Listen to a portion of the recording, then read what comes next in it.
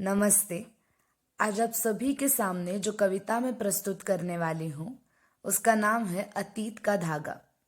ये कविता मैंने खुद ही लिखी है, तो मैं आप सभी के सामने प्रस्तुत करती हूँ। जब सालों तक दोस्त से बात नहीं होती और अपने शहर आते ही उसका नंबर अपने आप डायल हो जाता है, तब तब अपना शहर मुझे और भी अपना लगता है।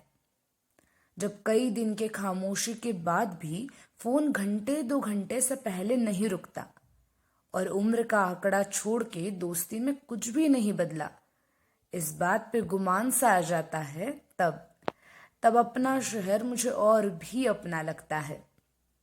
जब चलती राह में कोई दादी या दादा रास्ता रोक के कहती है, अरे इतनी सी तो थी तुम और अब कितनी बड़ी हो गई हो। उनकी आंखों में आए पानी में अपना खिलखिलाता बचपन देखती हूँ, तब तब अपना शहर मुझे और भी अपना लगता है। जब जबान में आए हल्के से अंग्रेजी के लहजे को सुनकर सहेलियां सुना देती है, ज्यादा इतराओ मत, स्कूल में ना 2 रुपए के चने के लिए ऐसे ऐसा रुमाल लेके रोती थी तुम। उनकी खिलखिलाहट में जब अपनी रोनी सूरत याद करती हूँ, तब तब अपना शहर मुझे और भी अपना लगता है। और वो रास्ते, उन रास्तों का जिक्र मैं कैसे भूल सकती हूँ।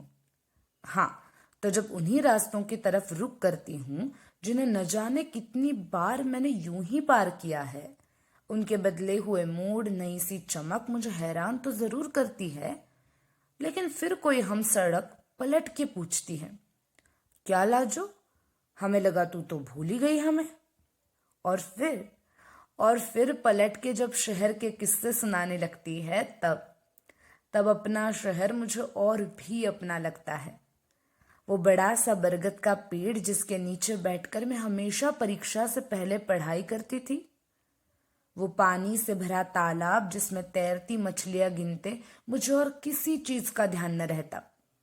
वो गणेश जी का मंदिर जिसके ऊपर भगवान को सॉरी कह के कच्ची उंगलियां तोड़ने के लिए चढ़ जाती थी। वड़ा पाव का ठेला जिसके बिना स्कूल की पार्टियां कभी पूरी नहीं होती। वो राह रोकता सफेद कुत्ता, नाले के पास हमेशा मिलने वाली बिल्ली, रात के तारे और बहुत सारे लोग जो मेरे अपने तो नहीं थे, लेकिन हर रोज रास्ते पे एक साथ गुजरने से अब हम में जान पहचान सी हो गई थी। उनमें से कोई मुझे दौड़ता देख पूछ देता, लेट हो गई हो क्या आज स्कूल को।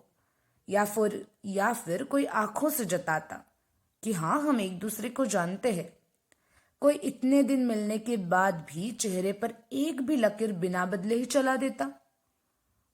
और कोई ऐसा भी था जिसके मिलने के लिए मैं घड़ी देख के घर छोड़ती थी, ताकि मैं जल्दी निकल गई तो उसे मिल नहीं पाऊंगी। और शायद वो भी यही सोच के निकलता था। तभी तो एक दूसरे से मिलना हमने कभी मिस नहीं किया। मैं जब भी शहर जाती हूँ, मेरी आंखें हमेशा इन सारी चीजों को खोजती रहती है। यूं कहो कि इन्हीं से मेरा शहर मेरा अपना बनता है। लेकिन जब परसों घूमने के लिए बाहर निकली तो देखा कि बरगद का पेड़ अब वहां नहीं है और वड़ा पाव का ठेला वो भी नहीं था। मैंने हैरत से पूछा कि अरे, यहाँ पे एक ठेला हुआ करता था ना। तो जवाब आया, अरे दीदी, ठेला वेला छोड़ दो, यहाँ सामने फ्रैंकीज मिलती है, पता है क्या। फ्रैंकीज? हाँ, तो हमारा शहर कम है क्या किसी से। मुझे अचानक से अपना शहर नया, अनजाना, पराया सा लगने लगा। मुझे लगा कि शहर मेरी तरफ देख के हंस रहा है, लेकिन हंसी में पहचानी सी बात तो थी। और बता रहा है शायद मुझे कि सिर्फ मैं नहीं बदली हूं, वो भी बदल रहा है। बदलाव की गति में उसने भी बहुत कुछ खोया है, बहुत नया पाया है। लेकिन लेकिन एक धागा है जो हमें एक दूसरे से जोड़ के रखता है। मैंने शहर से पूछा, कौन सा धागा। शहर मुस्कुराता रहा था। शहर मुस्कुरा रहा था और उसने कहा, अतीत का धागा। धन्यवाद।